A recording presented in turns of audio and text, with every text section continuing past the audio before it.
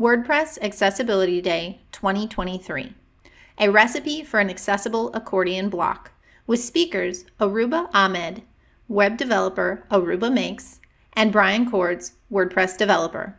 This presentation was recorded September 28th, 2023. Welcome to WordPress Accessibility Day. My name is Julie Johnson. I am an accessibility e-learning specialist, and I help run a platform called Integrate Trauma Informed Network.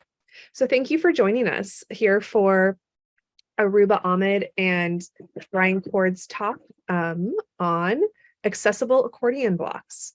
So Aurooba has over a decade of experience building bespoke WordPress projects, from small open source WordPress plugins to large custom community platforms. She's also co-host of ViewSource, a weekly WordPress development show, and co-creator of open source framework Tangent.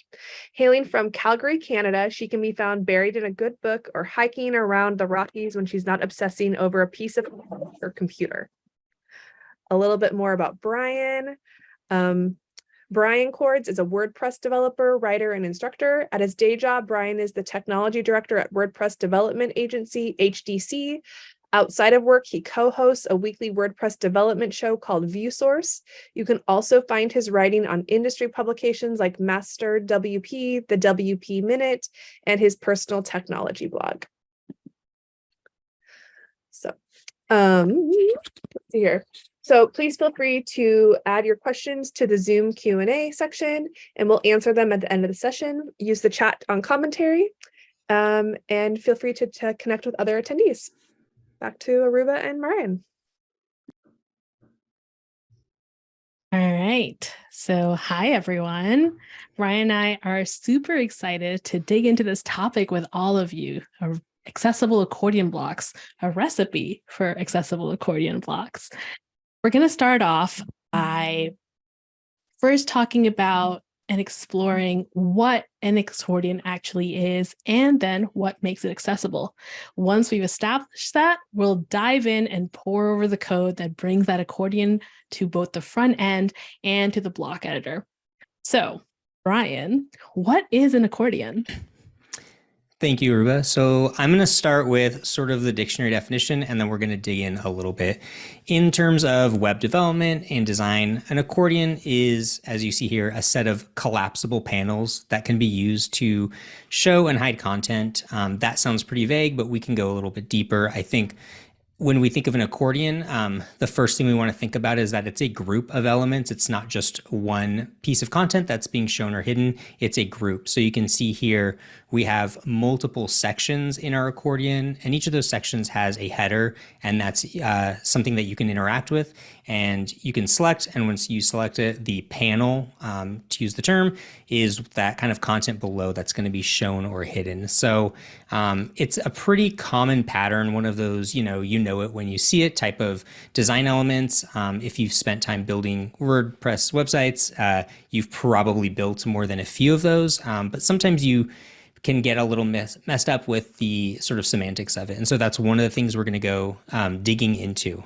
But let's talk real quick about what an accordion is not, and that's going to be something called the details element in HTML. So there is an element called the details element, and it's a very great, useful semantic element. And WordPress core has recently created a details block in the block editor that you can use. And it's very handy. It's accessible.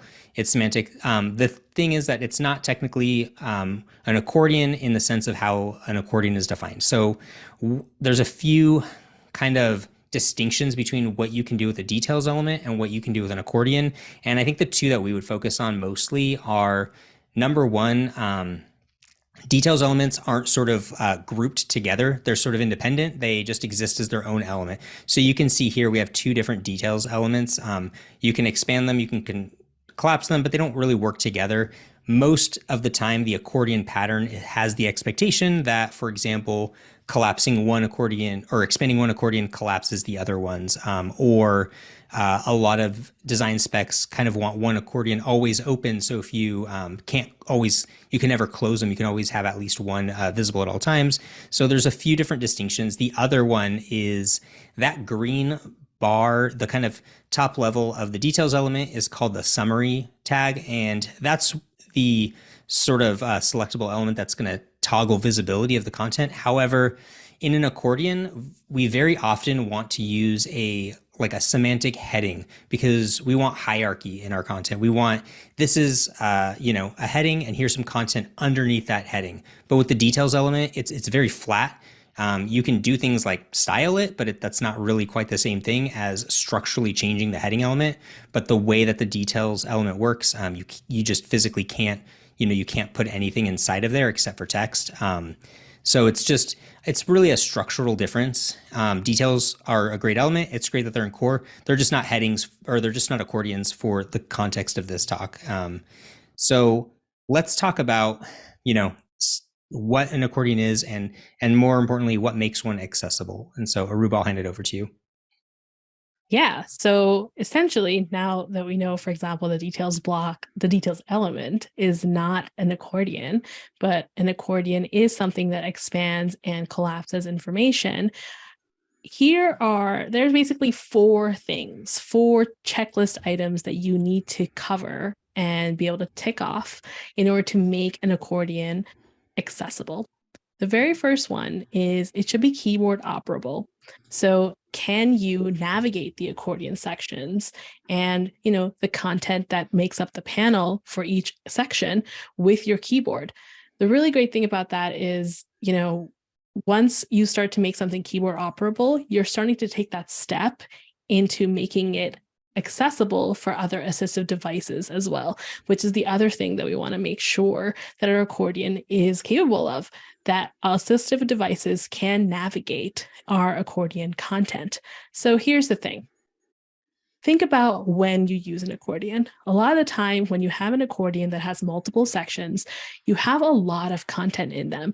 So for a screen reader or another assistive device, an accessible accordion is going to be able to outline what those accordion sections are and then help them jump to the section that they want to explore and read the content of or understand the content of. And in order to do that, there's a few considerations we need to take into account.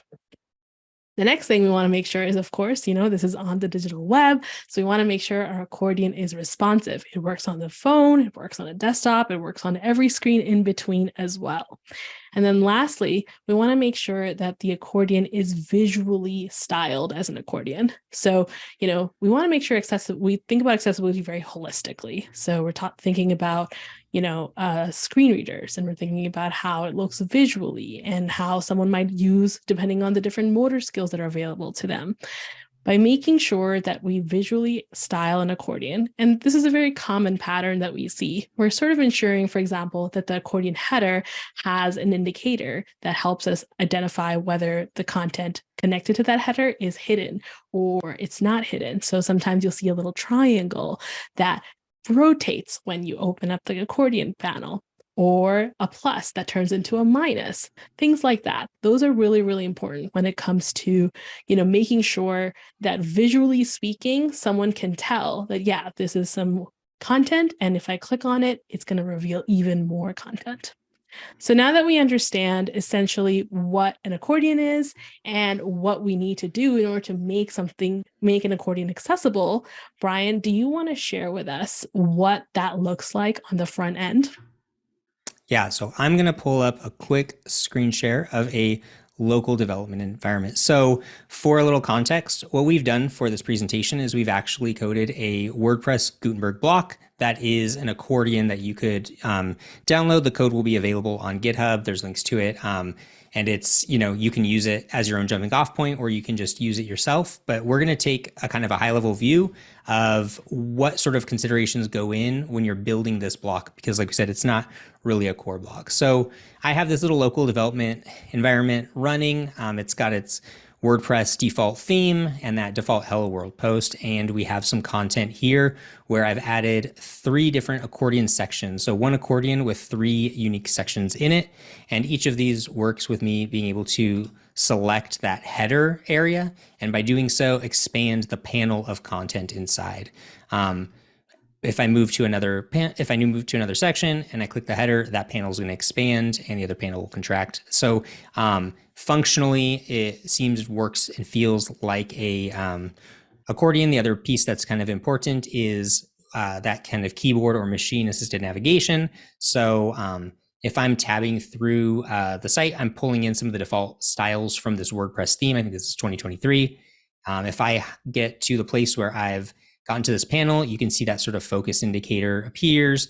I can click and I can expand that content down, and then I can actually continue to navigate through the content itself. So this is really important.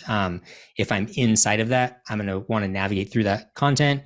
If I'm not, if I've closed it, I want to be able to jump past it to the next section. So all of these considerations go into making what we're going to have on the front end of our site as a semantic accordion element. I'm going to then jump back to that presentation, and we're going to take a little bit deeper look at some of the HTML that makes this sort of front end view. Okay, so that's what it feels like functionally. Let's talk about what it feels like in terms of HTML. So we're going to be building a block. Our block is going to have sort of a wrapper div that's essentially the accordion. So you can see on the screen, and we have this code also in the presentation, but essentially we're going to have a wrapper div. That class is going to have that WP-block prefix on it because these are blocks coming out of the block editor. And we have that accordion class for that wrapper. And then inside, we're going to have multiple divs, one div for each section of the accordion. And that's because those are individual blocks within WordPress. And we're going to dig into why those are different blocks and how that works. Inside of each section, there's really 2 key parts. So we're zooming in on one section of the accordion, one header, one panel. And so you can see here what we have is essentially the section. We have a heading element, an H2. Inside of that heading element, we have a button element, and that's really important. I think if you're somebody who's built a lot of accordions from scratch, you might get confused on what does the heading do versus what the header does, which is the actual kind of name for the overall panel. So we have the button, we have some ARIA attributes, for example, ARIA expanded. That's going to let us know when we reach that button, is the content that it's controlling expanded or not. We're going to have a unique ID. We're going to have that ARIA controls attribute that's going to tie to an ID of a panel div further down. And then you'll see down starting at line 13, we have another div that's going to be that panel section. And similarly, it's going to have all of the correct attributes, including the ARIA labeled by, that's referencing the ID of that button, and then also the class for that accordion panel. And I think what's most important here, apart from the fact that it's the button and the panel that are really the most important, and those 2 have a lot of the attributes that connect to each other. And then because it's an accordion and we own the markup, we can wrap that button in an H2, an H3, a paragraph, whatever we need that's going to best serve the content on our page. So that's sort of the front end HTML. Aurooba, you want to take us through sort of JavaScript and how that works with an accordion? Yeah. So now that we've put all the right things sort of together in the HTML, we have to sprinkle a little bit of JavaScript and a little bit of CSS to truly make that accordion interactive. We want to use the ARIA attributes that are in the HTML as much as possible to, use them as our source of state. So with JavaScript, what we're going to do is we're going to listen to our user interactions with the entire accordion. Now, this isn't all of the JavaScript code, and that's going to be available in the repository, all the code, that we're sharing and everything around it that we aren't able to share. All of it's going to be available for you to play with. But I wanted to highlight this meat and potatoes part of the JavaScript. And what we're doing here is we grab, whenever someone clicks on an accordion section, we say, oh, okay, so this is the accordion section you've clicked on. Then on line 9, what we're doing is we're checking, is this accordion section open or not. So we check that ARIA expanded attribute on it. And if it is not open, then what we do is, okay, we want to open this one, but before that, any other accordion section that's open, we want to loop through it and we want to close those. So starting on line 11, what we do is we grab all of the accordion sections except the one that we've currently clicked on, and we go and we change the ARIA expanded attribute on each of those sections to false. Then what we do is on line 22, we're adding a CSS class called isSelected that's going to come in real handy. And we, of course, turn this one, the current accordion section that we're interacting with, open by changing the ARIA expanded to true. So once that JavaScript has done its little magic, then we can go into the CSS. So there's two parts to the CSS. One is this header styles that I want to talk about first. And basically, this is going to be kind of similar to any kind of header styles that you'll see on any accessible accordion. The reason for that is because an accordion section header rather, has a button in it, like Brian was talking about, but you almost never want it to look like a button.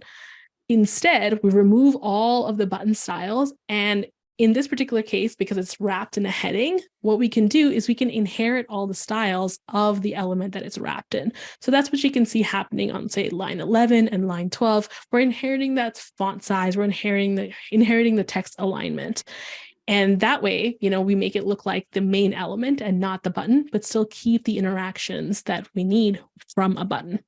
Then, as we talked about in that rubric, we want to make sure that the accordion header is styled correctly, accessibly, that indicates that this is an accordion. So we're adding a pseudo element that adds a little triangle at the end, and that way someone knows that this accordion section is currently closed. However, if this current accordion section has the attribute ARIA expanded set to true, then what we do is we add a little animation and rotate that triangle down to indicate that it's open.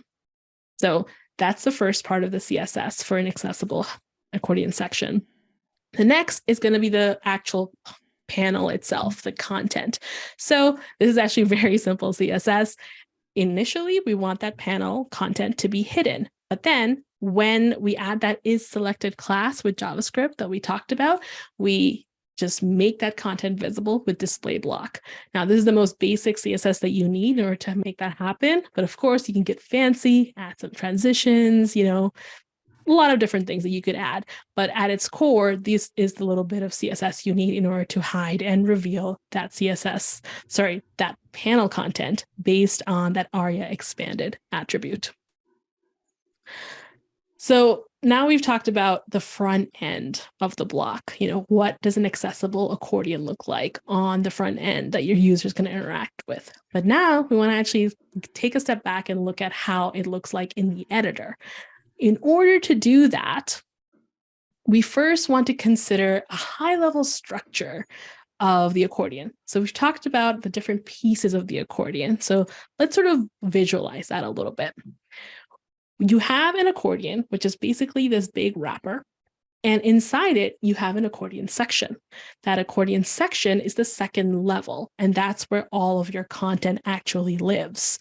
Inside that accordion section, you have a header that tells you what that accordion section's content is about, and then you have the accordion section panel, the actual content that we want to include and share with our users.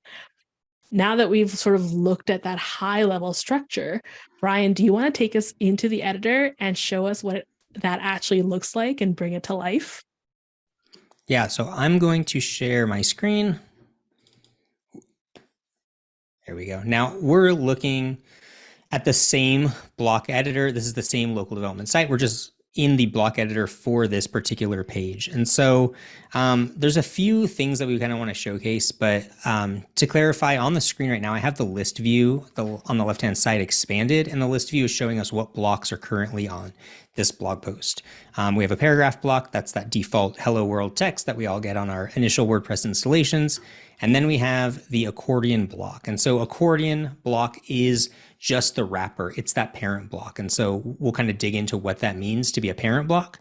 But if I expand it, I can see that inside of my accordion, I have 3 accordion section blocks. And when I select one of those blocks, when one of those blocks is active, I can actually see and explore all of the content that's inside of that section block. So the panel expands, and part of that is by, paying attention to that editorial experience and making sure that, context is constantly provided for what you're editing and where. So inside of that accordion section, at that point, I have free reign for the panel to build in any blocks I want. I can add image blocks, I can add in any other content there, and it's going to exist inside of the separate accordion sections.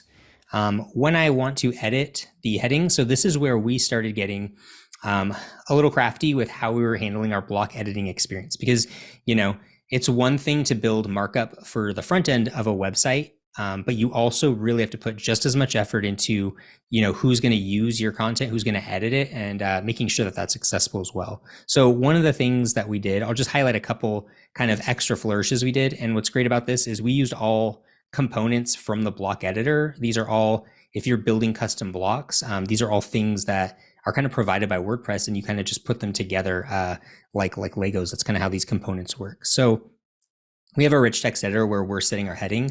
And you'll notice that we have a drop down here where we can change the level of our heading, and the level being the H, 1, 2, 3, 4. So what's nice here is that you never know where your user's going to put a block into a page. You never know like what the context is going to be. So it's nice to be able to say, well, in this case, I don't have an H2. So I really want my blocks to be an H2 at the header level of all of the accordion sections, and then I can build my content inside, sort of responsive to that. So giving, the editor experience that sort of freedom to control some of those elements is super handy, and really kind of, I think, affects we can do, and that's by using, custom WordPress components. Similarly, if you've ever dealt with adding content with the block inserter icon, sometimes it can be a little tricky to know where you're editing content. For example, I was editing this one earlier and I thought I was writing the content inside the accordion, but I was actually just like further down in the blog post, not even, editing the right content. So it's really important like for that context to exist. So we've added a button here where you can click and you can append a new accordion section in the middle of your content, and it's going to put you right there. It's going to focus on it. It's going to bring it to the forefront, and it's going to make it a lot easier to sort of add that content. We're trying to, match the paradigm of the block editor and use the components that are available to us. And so sometimes it requires a little extra code, but it also is super important because that editing experience is very important. Next, I think we want to take a quick jump into what it's like to edit some of these blocks. So I'm going to stop sharing my screen and head back to that presentation. Awesome. So we've seen how does an accessible accordion block function in the editor. What's next is really about how are we actually going to structurally build this block as a custom bespoke block for our client. So as we mentioned, there's really 2 blocks we built. We built a parent block and we built a child block, and they have to work together because you need one parent, which is the accordion, and you need a lot of children, and they need to really only exist with each other. So the best paradigm to really compare this to is the columns block in the WordPress editor. So when you add columns to your content in WordPress, you add the columns plural block, which then gives you multiple column blocks inside of it. You can't really have one without the other. You can't add a column if it's not inside of the columns, and vice versa. So if you're doing this sort of block development, this is, I think, really a key kind of like block that you can look at as a really good example of how it works to do these sort of parent and child blocks. And I'll say right now, as just like a fair warning, for this next section, we're going to kind of assume a little bit of familiarity with custom block development. So if you haven't built custom blocks before, you can definitely get something out of this, but it's going to assume that at this point you're actually building a custom block and you've maybe done things like written custom blocks for WordPress before. And I will remind you that the code for all of this is on GitHub, and you can take it, play with it, test it out. We put an InstaWP link, so you can just one click, try it out in a WordPress installation. So the code is all there for you to dig into. But let's take a look at how we registered this parent block, and then I'll let Aurooba take over for that child block. So registering the parent block. If you've built a block with WordPress before, you've probably used the WordPress create block package. It's super handy. It scaffolds all the files that you need, gives you the build process, everything. That's what we used to build this block. And so I'll just highlight two kind of key things that we did for that parent accordion block, because at the end of the day, that really actually required almost no code.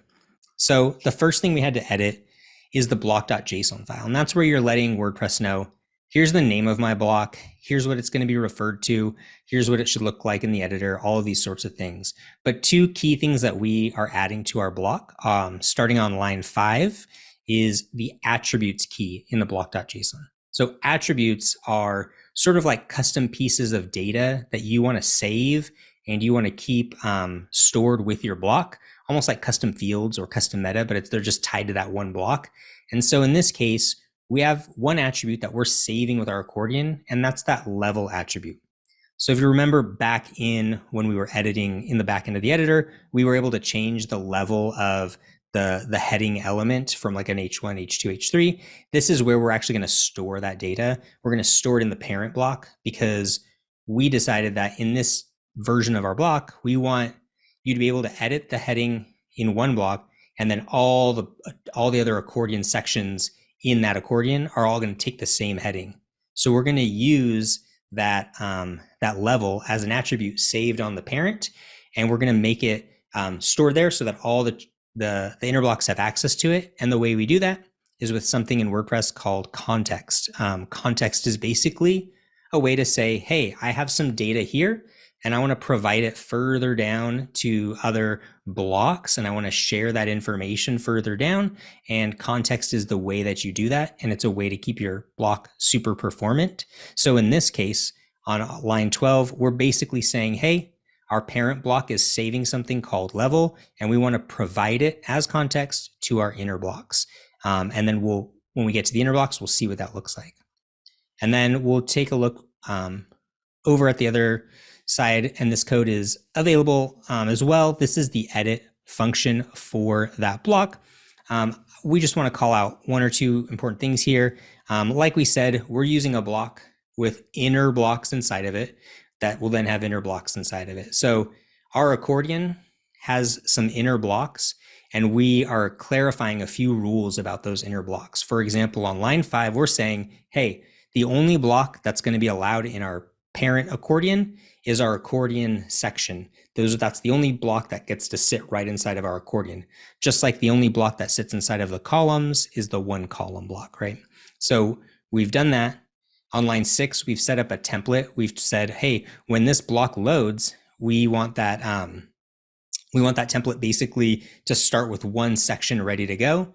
And then on line 7, that template insert updates selection attribute, we're basically saying when you insert a template, put like the focus right on that first one. So they go straight into editing that first accordion section. And so these are, settings that are built into how you build blocks in WordPress, but really like this 11 lines of code kind of contains really everything you need for that parent accordion block. And it kind of sets that user up for a really great editing experience. So it's really worth digging into how these things work.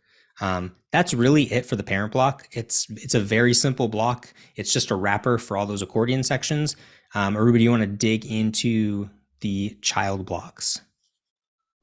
Yeah. So, like Brian said, that was the parent block, super simple. And the child block is kind of where that magic happens. There's a lot of activity happening here. So once again, this is a partial view of that block registration JSON file. But you can see the whole code in the repository later. What's happening here is, of course, we're registering it as giving it a slug. We're adding a title, but then on line 6, we're adding a parent key. So this parent key is what allows this block to only be available inside that parent accordion block. So just like for the columns block, if you open up the block library and type in column, you only ever see the columns block. Plural. You never see that singular column block available there because of this parent key. So that's the first thing we do, because we never want this child block to be used outside of that parent block. Otherwise, it wouldn't work really. the next thing we do, we have a lot more attributes here than the parent block does, because we have a lot more to keep track of for each accordion section. The very first thing is, of course, the heading text. We know that the header of the accordion section is important, so we keep track of that. Next, we keep track of the level. So this is kept track of in the parent block, yes, but also on each individual heading section level as well. Then we have the ID, because we need to have a unique way to identify, because of our JavaScript, which interaction we're doing when we click on an accordion section. And then the complement side to the provides context key that Brian was talking about, we have uses context. So what we're doing in the child block is saying, hey, grab the information, that level, that heading level from the parent block. We want to use that information. And then we also store and save that on the section level as well. So that's what we need to do in order to register the child block. Now, there is a lot going on in the edit section, the editorial experience of the child block. So here, instead of walking you through the edit section, we're showing you what that save function looks like, because it really articulates really, really well, all the things that the block needs to do in order to create that final output. The very first thing you're going to notice is that, we grab that level from those attributes and we create a heading tag from it. Then we have our accordion section wrapper, of course, and inside it, we have the accordion heading, which is using that tag name connected to that level attribute, which is global throughout the entire accordion parent block and all of those sections. In here, we set the ARIA expanded. We set up the, for the button, we set up the actual heading text. We give it a unique identifier. And then underneath, we have a wrapper for that accordion panel. And that's where the very free-form, flexible inner blocks live. So while in the parent block, the inner blocks component, which is absolutely amazing, such a great thing we have right there built in WordPress for the block editor. In the parent block, it was limiting, right? We were saying only allow a certain block, have this template.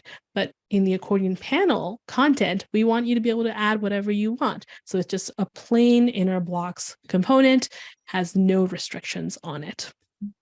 So that's what kind of makes up the child block. But then we, as Brian had demonstrated, we added a few extra tweaks to make that editing experience a little bit more accessible, a little easier to use.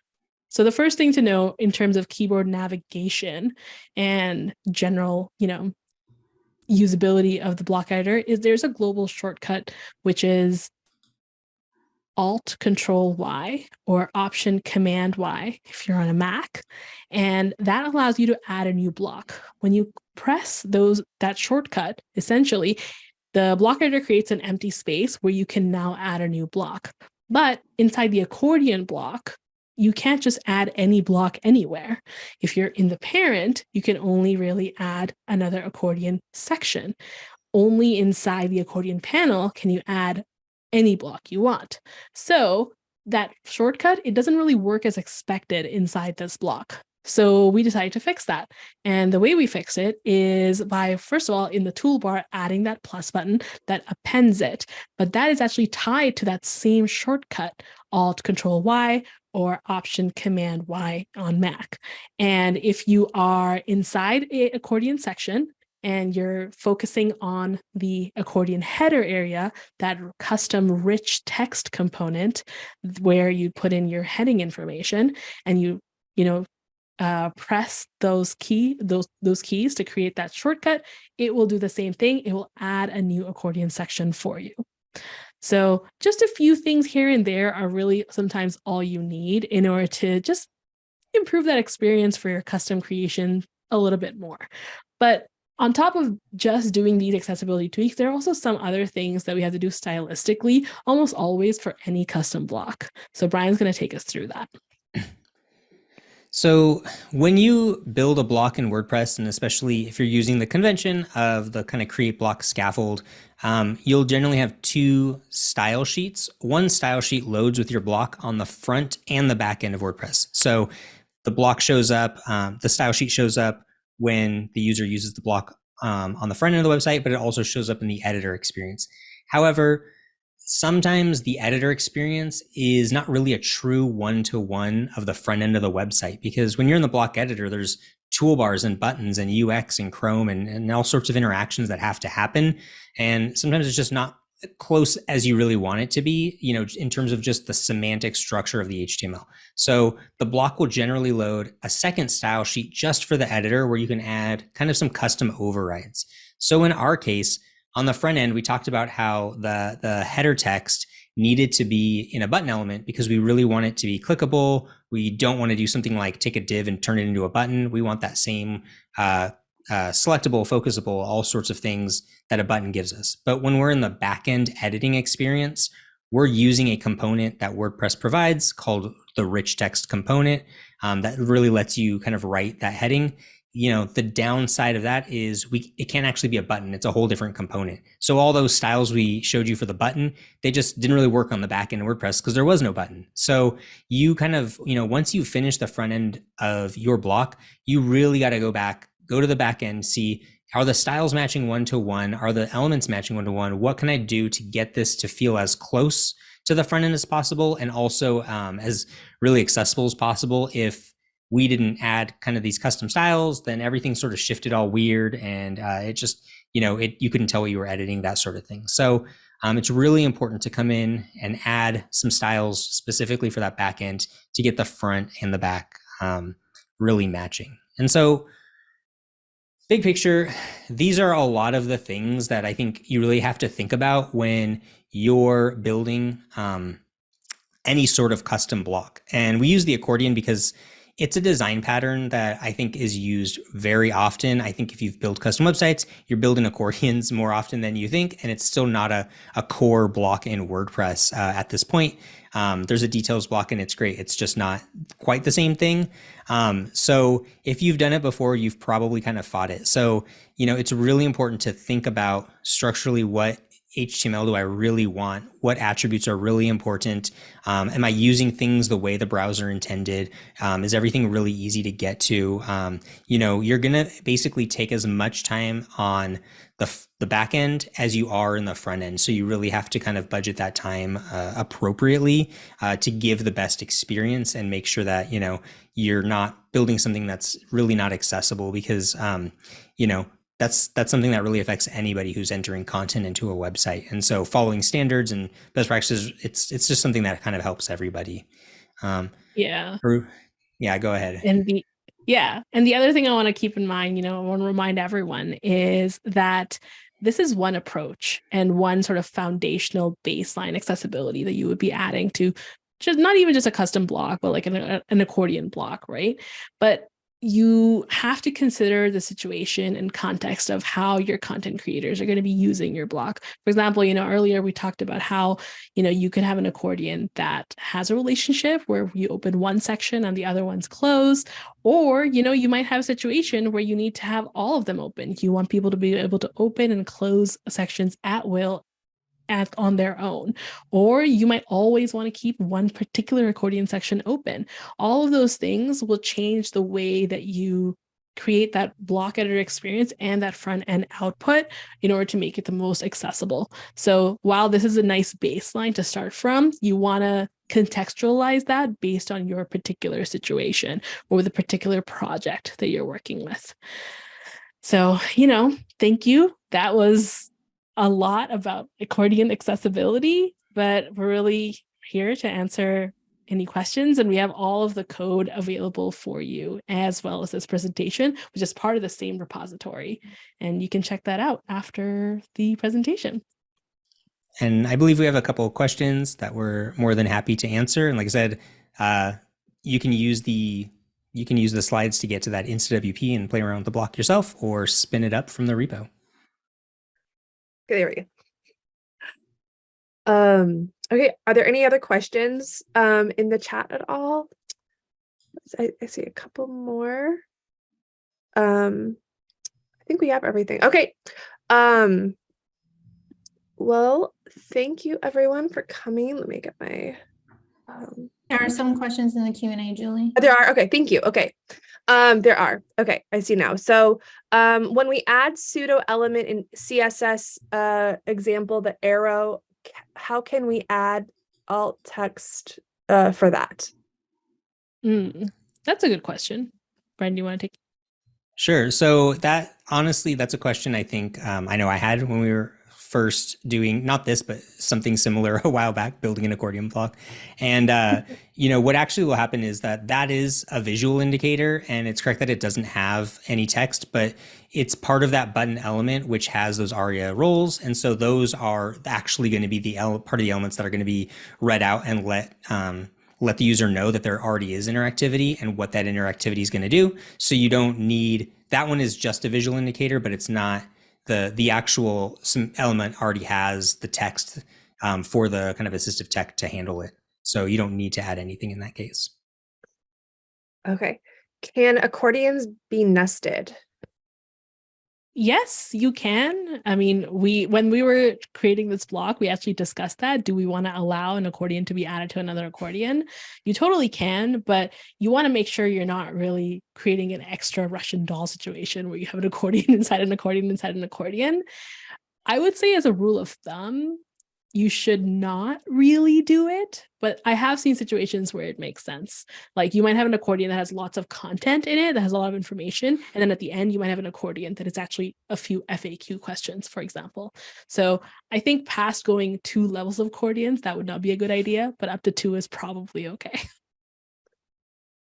Thank you for that. Okay, one more question. How do you make an accordion searchable? Ooh, that's a good one. So what's interesting about an accordion is that the content is technically in the document. It's on the page. It's not like a JavaScript situation where it's actually removed. So the content is there, but by putting it in that display none, it's not going to be read aloud and it's not really going to be scanned. I've actually never messed around with what would happen if we did actual searches. Like if you're talking about, I'm on the front end of the website and I do like Command F to search the document for a word, I'm actually not sure. From what I understand, I know details, for example, details elements will expand automatically. So that would be a good use case to test out. I would think that they would expand automatically, but you might have to accommodate that in your own code. Aurooba, do you have anything to add to that? I know that if you did WordPress search, it will, because it's not looking, it doesn't care about the JavaScript part, it's going to find it. And even though it's set to display none, most search engines, they are able to sort of identify and find that content as well. So it really does depend, what you mean when you say searchable. In certain contexts it is, and in certain contexts you might need to add a little bit more. There are 2 more questions, is that right? For some reason. 1 more, I think. 1 more, okay. All right, why is mine, okay. For some reason it is not popping up. Would you mind reading the question? I don't know why mine's not popping up. The question is, could you nest a grid in accordion? There we go, thank you. Yeah. Oh no, okay, go ahead. Do you want me to do this one?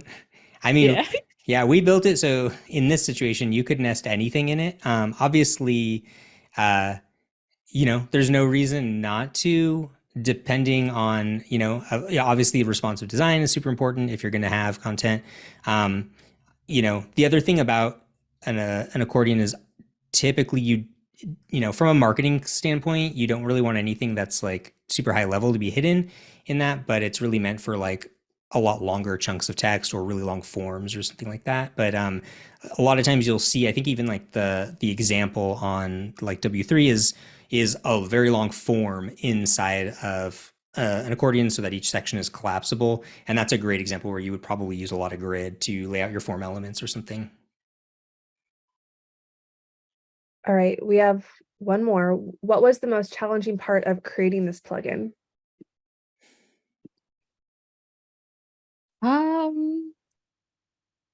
So Brian and I have built a lot of accordions this year. So we I don't know what would be the most challenging. I guess considering the editor tweaks for the accessibility, maybe that. What about you, Brian? I would say that I think one thing that happens to a lot of developers is sometimes there's not one right answer when you're dealing with accessibility. There's just the best answer, and sometimes you're not even sure. And so I think finding that information and educating yourself is always the hardest piece of it, because you don't want to be wrong and you don't want to give somebody a bad user experience. And I think doing our homework it was always, when we were exploring this, was always hard. And so finding good resources and making sure you feel like you're getting the best, most up-to-date information from real users of what actually helps. I think that was, for me, the hardest part.